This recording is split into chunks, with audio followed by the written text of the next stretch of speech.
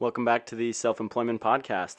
Um, I am here with the other two co-hosts, Matt Gross and Jake Bursey. I'm Jackson Oakes. And in our last episode, we talked about the business Jake's involved in called Treehouse Talks. Um, I think in this episode, what we wanted to talk about a little bit was product development. And so, part of starting a business, maybe you have an idea for a product. But then what does that look like? How do you create something brand new?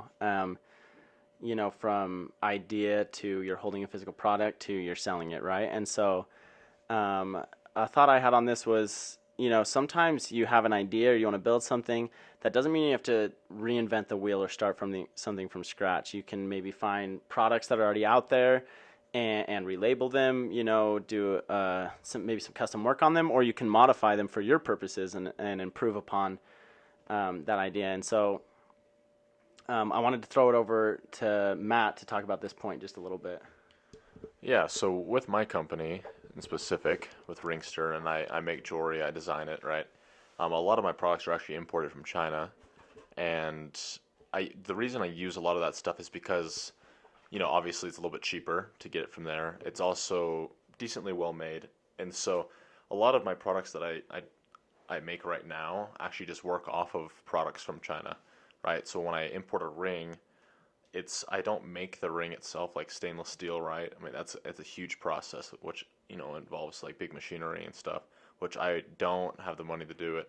I don't have the expertise either, right? And so I just get the rings, and then I actually design kind of where the holes are going to go, right? With my jewelry, I make a lot of stuff that for people that like to fidget, and so I have to like evenly place the holes on opposite sides of the ring, and so they can spin it, right? And so that's kind of what Ringster does, is that I take someone else's product and modify it to my benefit, right?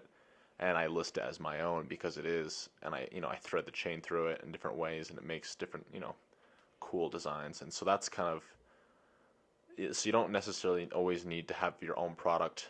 You don't have to make it every single thing by yourself if it can be sourced by someone else and for cheaper, a lot less time. I mean, you might as well do it in the beginning, right? Because that's what I'm doing. It's not worth me making a stainless steel ring because that is a crazy process that I can't do, right? And so that's what I have to say about that. There's a topic in a bunch of different like developmental like worlds. It's basically like the barrier of entry. And so right now you're talking about how, Matt, it would be basically unfeasible for you to die cast all your own metals, cut them into all these specific sizing, like exactly. So you're like mitigating your entry point, like what it would take to be entered into it. You still have some machinery that helps you like etch and drill and all that, but you don't have like all the super expensive stuff. So that's one of the things I wanted to touch base on is um, you don't have to like reinvent the wheel like they were saying. You just have to make a slight improvement. You don't have to change the inherent structure or nature of a product. You just have to either improve it or modify it. Because it's way easier for you to modify. I can't come up with an idea right now, but it'd be way easier for you to come up with some new. I don't know, like what would be like something that you could just come up with right now? You could slightly change it. Maybe you come up with like a different sort of pen or something. I don't know. Um, I, you just don't have to reinvent something completely. You just have to modify it, right? That all these great inventors that you hear about, they didn't just come out of the blue swinging with their brand new product that had never been created ever before. They modified until they came across some new necessity for like new technology, and that's where they really became famous. So anyway, for those of you that are interested in creating products, you don't have to build one from scratch. Just try to find something to modify that would suit someone's needs better, if that makes sense. Right, and I love Matt's example where he had this idea to create a unique jewelry brand doing unique chain styles through the rings, and it's like to get started, there could be a high barrier of entry, and he's mitigated that to a point where he could start out of his own room and start selling product. And so um, Matt, if you would, can you touch base a little bit on like what that was like? Kind of one thing I'm curious about is how you even had the idea in the first place to drill holes in rings and create this custom jewelry, and then how you got started. Because when I first started trying to like start businesses, I didn't know. I was like, where do you even get product to like sell, and what does that look like? I can have all the ideas, but what's the practicality of that? How did you go from, oh, I have this idea to do custom jewelry to you're selling product online? Yeah, so when I first started doing it, I just kind of wanted something unique to myself, right? That's kind of how I like to be. That's how I've always been, is kind of like have something that's, different, right? And I saw people wearing like ring necklaces, and obviously that's not as unique as you would think it is, but I was like, what if I drilled holes through the rings and I, threaded the chain in different ways, creating like shapes and stuff on the inside of them. I was like, that would be pretty sweet. And so I got a drill, started drilling random holes, and that's kind of how it came to be, right? And I just bought those products off of Amazon, which Amazon's great, ships fast, but you can't really buy the bulk that I at least wanted in the beginning off Amazon because it's a little more expensive there. And I was like, well, I need to find another place, and I heard about Alibaba, and that's kind of like the I guess in Asia, they're Amazon technically, kind of, and they source a lot of products really cheap, which is perfect, for business owners, to get a lot of, mass or bulk, right? And so that's what I started doing. I started going off Alibaba, ordering a ton of just rings that are like, they're not very expensive, but I do have to, customize them on my end, and that's why I charge a little, around $30, $35, because I can, or I drill holes in different spots and I thread the chains, and the chains aren't, very cheap either, and I have to source them from China. It takes a while. Each chain is, kind of pricey, but then I can etch them as well, and so, that brings me to what I believe my product is worth. So. Thanks for sharing that, Matt. I think one thing that's really interesting too is how, smaller inventors or product developers or wherever you want to call yourselves, piggyback off of systems or products that are already in place, right? So for you, Matt, talking about like the Asian Amazon, they're like the only ones that can really help you source enough material, enough product quickly for you to make the modifications. Um, so I think it's important to recognize that, we live in an interesting world now where that's possible for you to do. You can get product from literally the other side of the world within a handful of days, and you can do this product. And then another thing with you, Jackson, I don't know if you've talked too much about, this cool product you're building for climbing, but we had briefly mentioned that, 3D printing, like that's like a new awesome technology where for relatively little expense, you can draw something, imagine something, draw it in a software, and have a product, a 3D printer that can print it, right?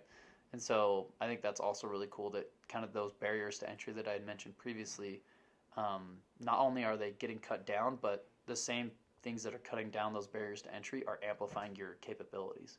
Because maybe you don't have like the artistic vision to come up with an awesome product, but you could get someone to sketch it out for you and find someone else that understands the software and they could draw it up for you and try to test printing it. Probably going to mess it up a few times, but that would be impossible 50 years ago to like develop from scratch a three-dimensional product. So Jackson, hit us with a little bit of your experience with 3D printing. We have a couple 3D printers here in the office, and both Matt and Jackson are the 3D printing gurus here. But if you just kind of want to talk a little bit about how you appreciate that product, or yeah.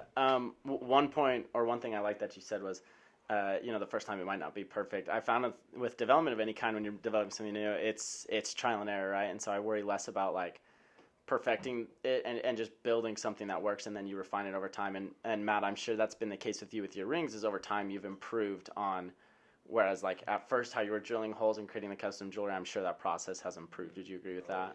Yes. Yeah. And so Jake mentioned that I've been building this device for climbing, and the 3D printing technology revolutionized that. At first, my brother and I just had this idea, our ropes would tangle, and so we wanted to kind of solve that problem, and we didn't love the solutions we saw, so we were like, hey, let's build something. And so we sketched out this jank little idea. I hung out with a buddy who I knew could woodwork a little bit, and in like we spent 5 hours just cutting this thing out, and we had a prototype, right? And so we had this idea, we couldn't find anything on the market for it, and we kind of built something to get the idea across. And it ended up working well enough for me to believe in the idea, but not working great. And so I was kind of trying to rebuild. We built another wood prototype that was better, but it still just didn't work very well. And then this is where I started talking to Matt about 3D printing, and then got into it a little bit myself. But we were able to sketch out something really, really cool looking, and that would just hit all the needs we had. And it was, I mean, we were able to kind of design like this finished product looking thing. And that's just, in my mind, that's revolutionary, especially for product development. And then it took us, a couple days to print out, but we were able to literally just from idea to 3D model to literally holding the physical product in my hand. I mean, it was incredible. And Matt, how much does your 3D printer cost? I don't know, probably $180. It's off Amazon. So for $180, we're able to print out, these prototypes. In theory, we could honestly print out as many as we want as we buy more plastic. And so I had this idea. I mean, we literally 3D printed this kind of like backpack thing. It was pretty awesome. And that's kind of opened up the world of product development, I think, is, whereas as first you were molding pieces yourself and putting these together, these 3D printers are now so inexpensive. I mean, $180, and you can buy the plastic. You spend some time, we use Fusion, right? And there's a bunch of other softwares, and you just 3D model this thing, and you can literally print out your ideas. And then that's where the trial and error comes in. You print one out, and if it doesn't work very good, you make some modifications, you print a new one out, right? And so it's really, really incredible technology, I think, as far as product development goes. Yeah. No, yeah. I mean, I've always loved to do 3D printing and stuff, and that's, when me and Jackson, I helped Jackson with his idea, which is, kind of what Jake was saying, like years ago, this would never have been ever possible for, people like us when, we're just starting out, we're so new to the space, right? Like AutoCAD is, slowly becoming something the everyday person can use. And if you just get involved with, just buy yourself a cheaper than $200 printer, you can literally prototype anything you could ever dream of, right? And it doesn't cost you very much, startup, overhead's very, very cheap, and it's, a lot of people are able to express themselves a lot better nowadays because it's just becoming so much easier for people to get a hold of just basically anything. You got YouTube University out there. I know that's actually not a real thing, but I learned so much stuff off YouTube, and it's just free. It's just so easy to get a hold of something that nobody could ever get a hold of before. Mm-hmm. Not only is it that's a really cool point, Matt. Not only is it so easy for people to be expose this new technology, develop their own products, modify however they see fit. But this is one of the things I really admire about these two guys, Jackson and Matt, is they're scaling up their core competencies, right? 20 or 30 years ago, someone in a random little office, if you told someone 30 years ago that people today, kids literally, because we're all pretty young, could come up with an idea, model it in some sort of software on a two-dimensional screen, and then print it three-dimensionally in their own little 10 by 10 square foot office. It's really cool. And so one thing I wanted to highlight for the both of you is just how you're developing these competencies. Maybe neither of the products you're developing today are going to be the ones that land big, but you can basically tell that the products that are going to be big in the future are going to come from people that develop their skill sets here. Exact same thing applies to coding, right? The people that developed a lot of the first major coding languages 15 to 20 years ago, those people changed the world, and now there's new languages coming out all the time. So I think it's really cool that I'm especially grateful to be surrounded by two guys that kind of are not necessarily pioneers, but they're exposing themselves to new technology that's only going to advance their skill sets and advance their ability to impact the world. So I'm really proud of both of you. Thank you. I really appreciate that. And we appreciate everyone for listening in to I think that's where we'll end for today's episode. I hope that there's some value found in, again, just that starting process, as we're three guys working towards self-employment, and there's a lot to that, it's there's a lot of motivation out there, but then there's the nitty-gritty of how do you actually start? And so I hope you find some of these perspectives valuable, especially if you're someone who's trying to start a new product or create something. I hope that these experiences we've shared can benefit you in some way. And we look forward to recording our next episode. Again, we're releasing episodes Monday through Thursday, so 4 days a week. So we'll see you guys in the next episode.